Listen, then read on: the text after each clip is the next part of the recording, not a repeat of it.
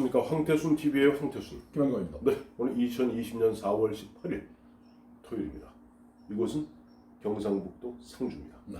네, 그래요. 지금 보니까 이런 거 있죠. 뭐 좀 승리의 민주당 입장에서는 승리의 막 분위기에 도취된 가운데 드디어 살짝 균열 파열음이 나는 것 같습니다. 첫째, 지금 민주당, 더불어시민당, 네. 그거 말고 또 있죠. 그 약간 저 서자 취급받는 열린민주당. 열린민주당에 이번에 당선자가 3명입니다. 1등이 김진애, 2등이 최강욱, 3번이 또 무슨 여성 후보가 있는데 4번이 누군지 아시죠? 흑석동 몰빵. 흑석동 몰빵 김의겸 전 청와대 대변인입니다. 네. 3명 되니까 지금 이번 문골 오소리들이 대거 보면 난리가 났습니다. 일종의 국민 청원운동 비슷한 걸 일으키고 있는데 요지는 1번 김진애, 너 17대 때 한번 비례대표 했잖아.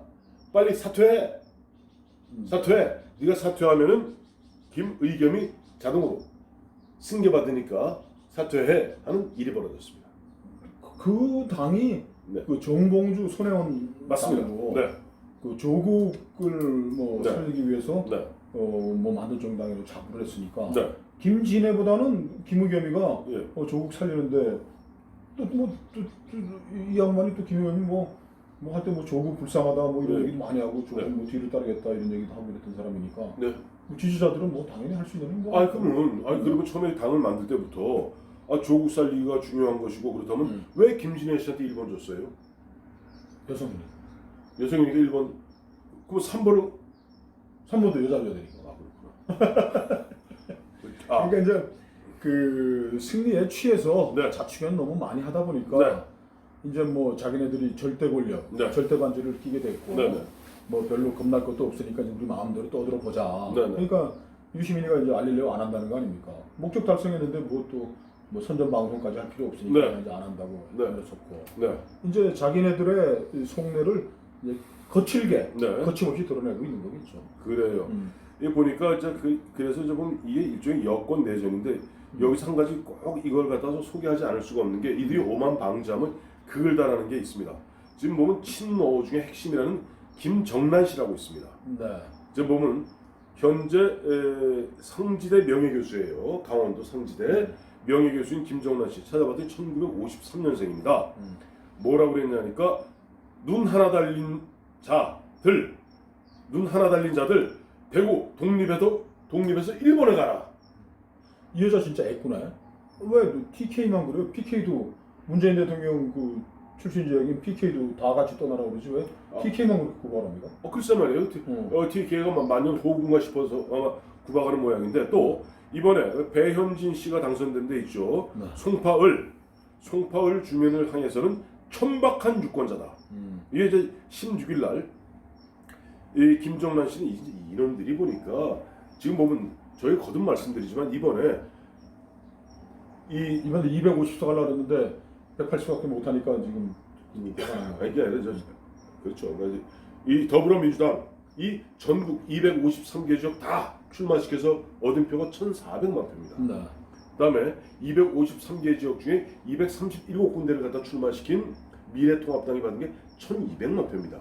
물론 의석 차이는 보면 물론 비례까지 합쳐서 180대 103 거의 보면 2배 차이가 납니다만 실제 1,200만 유권자가 그래도 미래통합당에 표를 던졌습니다. 그런데 거기다 대고 페이스북 지난 16일입니다.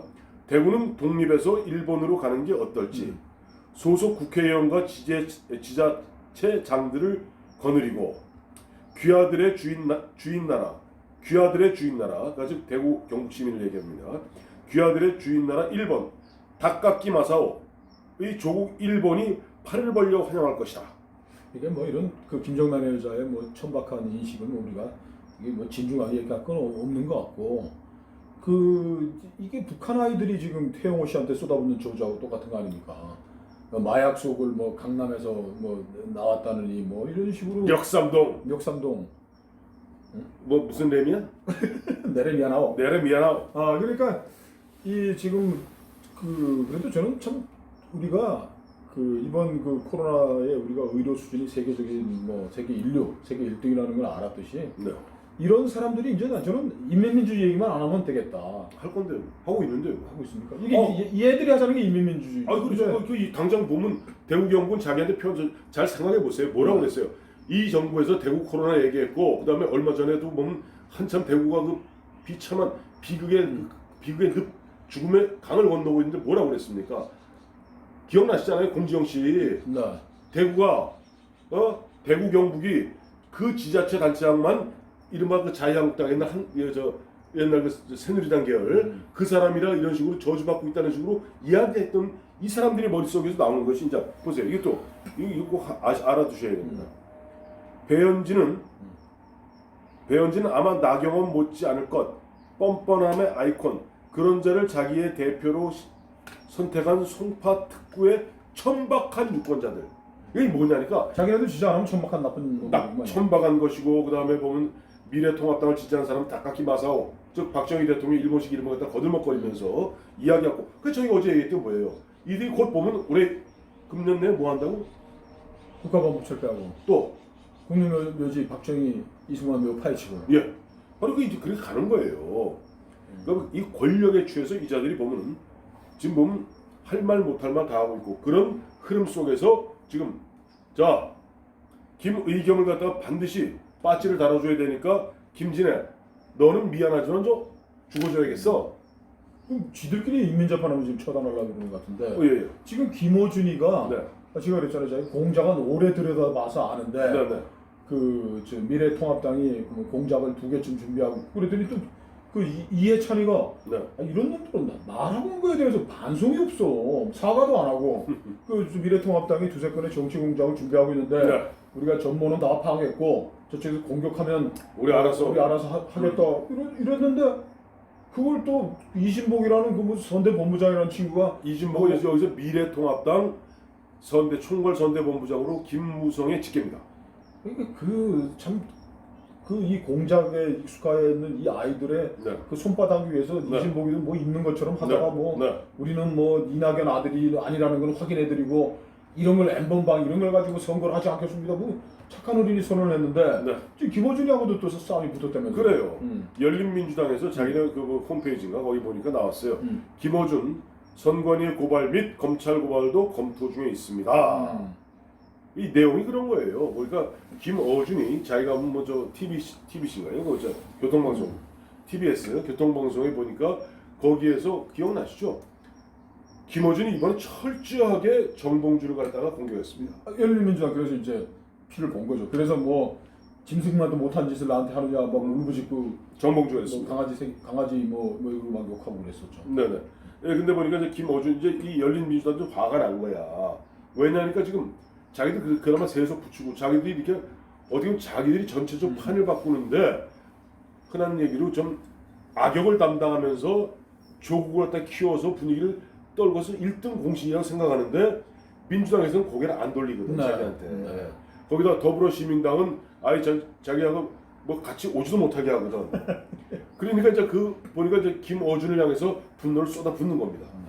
그러니까 그 유시민이 촉새가 공작 다 끝났고 우리는 절대 권력을 얻었으니까 이제 나는 이제 저 선전선동 방송 안 한다 그랬더니 알릴래요. 예. 김어준, 정봉주도 그만은 이제 이만큼 했으면 이만큼 해가지고 박근혜 정권 목 자르고 이명박 감옥 보내고 또 이제 저 의회 민주주의, 의회 권력까지 다 가졌으니까 제발 인민민주주의, 선전선동, 인민재판 이거라도 좀 거둬줬으면 좋겠어요. 김정남이나 이런 사람들이 지금 선전선동 우리를 지지하는 놈들은 다 죽여야 된다는 식으로 가면 TK 다 죽이겠다는 거 아닙니까? TK 다 죽여. 경북 상주에서 방송하고 있는 우리의 마음이 정말 천갈래 만갈래 찢어지는 것 같습니다. 그렇습니다. 보면 대구 경북 사람들 아직도 보면 여러 가지 특히 이 코로나 때문에 가장 큰 피해를 보고 뭐 대구 코로나니 뭐 대구하고 저 경북은 어떻게 뭐 흔한 얘기로 자유한국당 계열 찍어서 저주받았다는 이런 악담을 들어가면서 이제는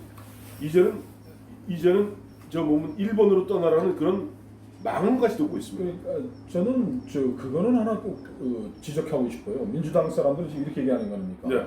TK 포함해서 이 사람들이 수도권에서 제대로 돌아가는 도회지적인 정서, 이 쿨한, 시크한 문재인 대통령을 뭐 잘해줬으면 힘을 모아줬으면 좋겠다라는 이런 정서에 동떨어져가지고 네. 낙동강 오리알처럼 네. 이 잘못된 판단, 네. 문재인 대통령 위대한 지도자 문재인 대통령에 대한 평가를 잘못하고 있는 TK, PK 이들은 네. 병신 같은 놈들이라 그러는데 거꾸로 이런 걸 생각해봐야 돼요. 왜 PK, 부산, 울산, 경남의 사람들이 네. 자기네 고향 거제가 고향이라면서 네. 문재인 네. 그리고 그 정치적 거점이 부산인데 네. 그 사람들이 왜 다 문재인 정권에 등을 돌렸느냐에 대해서도 가슴에 손을 놓고 한번 생각을 해봐야 될 것 같아요. 거꾸로 보면 그런 겁니다. 왜 버렸습니까? 소득주도 성장으로 해가지고서 전통적인 그 제조업들 다 무너지고 중소상공인들 힘들고 자영업자들 힘든 그 산업지대 울산, 부산, 경남 지역의 사람들이 다 등을 돌린 거예요.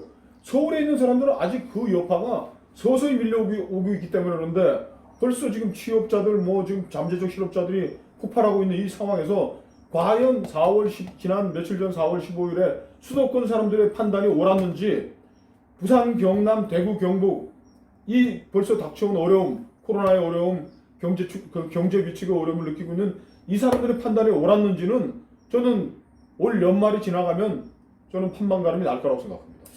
그 대목에 있어서 이런 거 있죠.